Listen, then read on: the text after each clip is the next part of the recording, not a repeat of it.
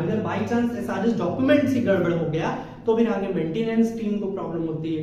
SRS documents जो आपने ready कर दिया है, देन आपने एक एक्सपीरियंस पर्सन को जब आप दोगे मेंटेनेंस के लिए, आप उसको मेंटेनेंस करोगे, वो जो टीम बैठी रहती है, जैसे सपोज आपने कोई वेबसाइट बनाई और वो वेबसाइट किसी कंपनी को बेच दिया, आपने उस वेबसाइट को बनाया। बहुत डेवलपर ऐसे होते हैं जो एक सॉफ्टवेयर और वेबसाइट डेवलप करके ही रखते हैं ऑलरेडी, कि अगर किसी कस्टमर को चाहिए होगा तो मैं वही पकड़ा दूंगा। कोई कंपनी आई, उसके पास एक सॉफ्टवेयर बना रखा था, उसने वही पकड़ा दिया।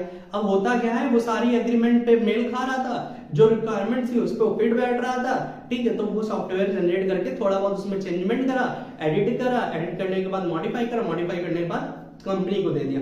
कंपनी को देने के बाद कंपनी के अंदर आईटी सेक्टर के एम्प्लॉयज बैठे होते हैं, आईटी सेक्टर के लोग बैठे होते हैं, एक्सपीरियंस पर्सन होते हैं। वो क्या करते हैं, उस हिसाब से उनको जो जो चीजें चाहिए होती है वो उसमें मॉड्यूल में, उस वेबसाइट में या कहें उस सॉफ्टवेयर में डेवलप कर लेते हैं, चेंजमेंट कर लेते हैं, थोड़ा बहुत ऊपर नीचे करते हैं। सारा कोड लिखा हुआ होता है, थोड़ा बहुत चेंजमेंट करा और कंपनी में अपना प्रॉपर तरीके से काम करने लगे।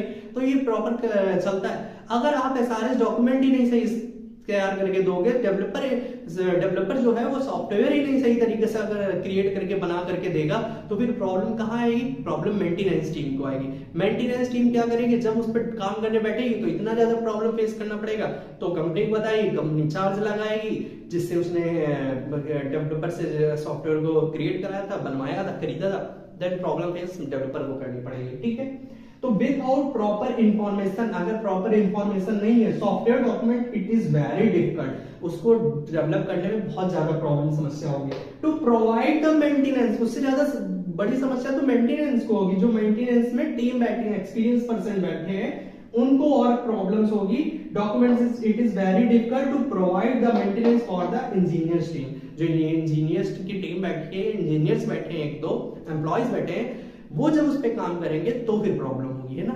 तो सॉफ्टवेयर रिक्वायरमेंट स्पेसिफिकेशन का कहने का मतलब ये एसआरएस प्रॉपर तरीके से बना होना चाहिए, उसका डॉक्यूमेंट्स प्रॉपर तरीके से सही तरीके से बनना चाहिए। उसमें हम अगर सही गलतियां होंगी तो मेंटेनेंस में प्रॉब्लम होगी, और क्लाइंट और डेवलपर के बीच में बनना चाहिए। क्लाइंट की प्रॉपर इनपुट जो दे रहा है उसको प्रोसेस कराएगा, प्रोसेस में हमारा सिस्टम एनालिसिस और बिजनेस एनालिसिस होगा, देन हमारा आउटपुट क्रिएट देगा। तो इनपुट का काम एक प्रकार से यूजर करता है, इनपुट का काम कौन कर रहा है? यूजर। और प्रोसेस हमारा सिस्टम एनालिसिस और बिजनेस एनालिसिस, और आउटपुट का काम हमारा कौन कर रहा है? डेवलपर। तो डेवलपर हमारा क्या कर रहा है? आउटपुट प्रोवाइड कर रहा है।